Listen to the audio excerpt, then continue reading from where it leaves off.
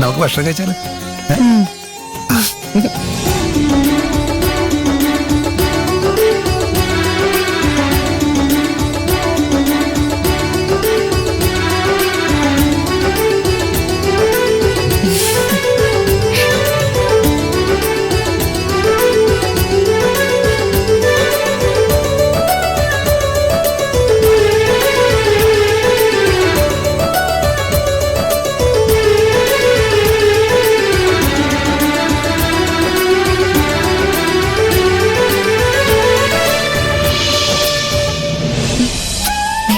കഴിക്കടോ. എനിക്ക് വേണ്ട. കഴിക്കടോ.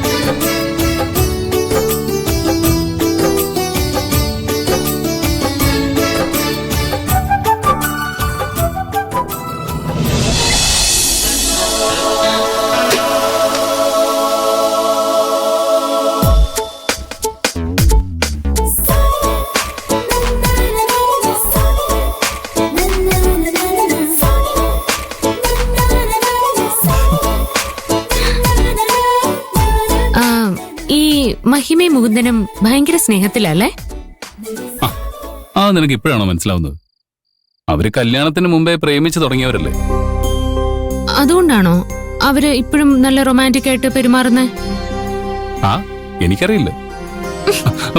ഈ ഗിരൺ ഒരു മുരടനായി പോയല്ലോ. എന്താ പെട്ടെന്ന് അങ്ങനെ ഒരു സംസാരം? മുകുന്ദനെയും മഹിമയും കണ്ടാലെങ്കിലും ഭാര്യയോട് എങ്ങനെ റൊമാൻറ്റിക് ആയിട്ട് പെരുമാറണമെന്നേ ഗിരണിന് തോന്നൂന്നാ ഞാൻ കരുതിയത്. മുകുന്ദനേക്കാൾ റൊമാൻറ്റിക് ഞാനല്ലേ? സ്നേഹവേ മനസ്സിൽ കൊണ്ട് നടന്ന് മുഖം വീർപ്പിച്ച് നടക്കുന്നതല്ല റൊമാൻറ്റിക്. അവരെ പോലെ സ്നേഹം പ്രകടിപ്പിക്കാനും പഠിക്കണം. അവരെ പോലെയാണോ നമ്മള്? അതെന്താ നമുക്ക് വ്യത്യാസം? അവർക്കിപ്പം വെറുതെ പ്രേമിച്ച് നടന്നാ പോരെ? നമുക്കൊരു കുഞ്ഞുണ്ടാവാൻ പോവല്ലേ? ഓ അത് ശരി. അപ്പൊ ഞാൻ അമ്മയായപ്പോ എന്നോടുള്ള സ്നേഹം കുറഞ്ഞു അല്ലേ? കുഞ്ഞ് ജനിക്കുന്നതിന് മുമ്പ് തന്നെ എന്നോട് ഇങ്ങനെ പെരുമാറിയ കുഞ്ഞുണ്ടായി കഴിയുമ്പോ എന്തായിരിക്കും അവസ്ഥ? ഈ സമയത്ത് നീ ഇങ്ങനെയുള്ള കാര്യങ്ങളാണോ ചിന്തിക്കുന്നത്? പിന്നെ ഞാൻ എന്തിനെ കുറിച്ചാ ചിന്തിക്കേണ്ടേ?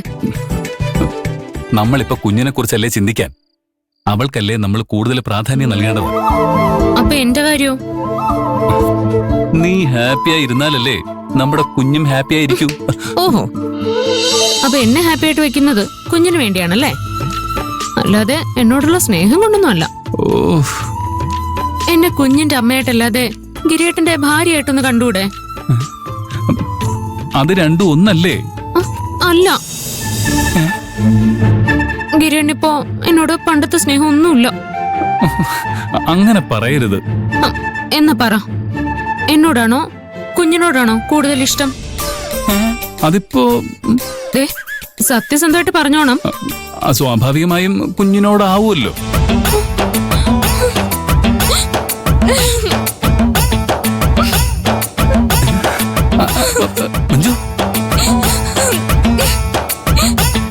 എനിക്ക് അപ്പോഴേ അറിയായിരുന്നു ഇങ്ങനെ എന്നെ പറയൂന്ന്. അല്ല, അതിനിപ്പോ എന്തിനാ കരയുന്നേ? നിനക്കും എന്നെക്കാൾ കൂടുതൽ ഇഷ്ടം കുഞ്ഞിനോടാവില്ല? അല്ല, എനിക്ക് എപ്പോഴും ഏറ്റവും വലുത് എന്റെ ഭർത്താവ് തന്നെ ആയിരിക്കും. പക്ഷെ കിരീട്ടിന്റെ മനസ്സിൽ എനിക്കുള്ള സ്ഥാനം എന്താന്ന് ഇപ്പൊ എനിക്ക് മനസ്സിലായി. അല്ല മഞ്ജു, പെണുങ്ങല്ലേ, ഞാൻ പറയട്ടെ. എനിക്കൊന്നും കേൾക്കണ്ട. മഞ്ജു മഞ്ജു മഞ്ജു മഞ്ജു മഞ്ജു മഞ്ജു മഞ്ജു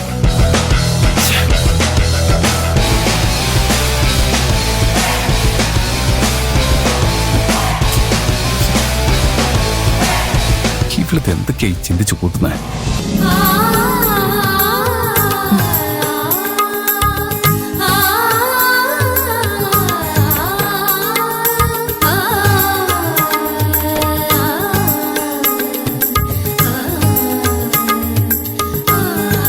എന്താടോ, തനിക്ക് ഇവിടെ ഇഷ്ടായോ? ഒരുപാട്. പിന്നെ ഇതിനു മുൻപെന്റെ താമസം ജയിലിലായിരുന്നല്ലോ. അത് വെച്ച് നോക്കുമ്പോ എല്ലാം അടിപൊളിയായിട്ട് തോന്നുമല്ലോ.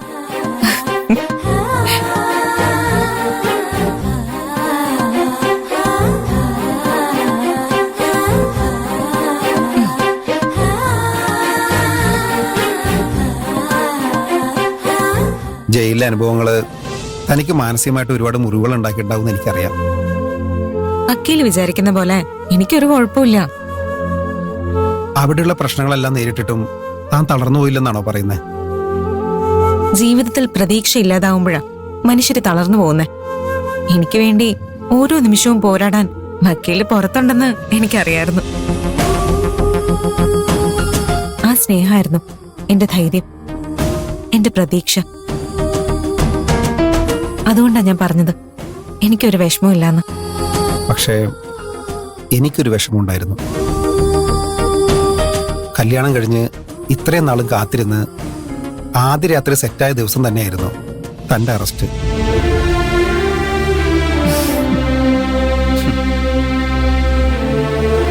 പോലീസുകാരെ കെട്ടിയെടുക്കാനേ വേറെ ഒരു സമയം കിട്ടിയില്ല. ഒരു മനസാക്ഷിയില്ലാത്ത പരിപാടിയായിപ്പോയി.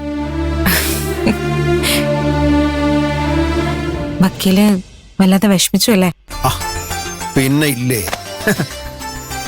ഇത്തിരി വൈകിയാണെങ്കിലും ഇപ്പോ നമുക്ക് അതേ റൊമാൻറ്റിക്കും കൂടെ തന്നെ സെറ്റായി കിട്ടിയിട്ടുണ്ട് അല്ലേ?